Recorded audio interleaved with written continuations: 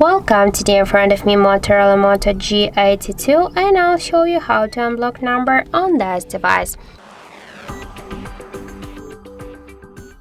So let's just first open the phone application, and after that tap here on the right upper corner on the three dots.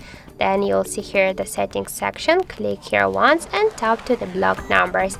Now we can see here in our blacklist of 2 blocked numbers. Just to unblock one from this number, you should click here on this X icon. Just tap here once, and after that just click here to unblock. Now we can see that this number successfully unblocked.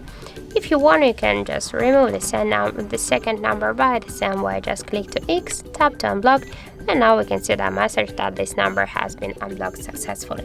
So that's it. Thank you for watching, and if you find this video helpful, don't forget to leave a like, comment, and to subscribe our channel.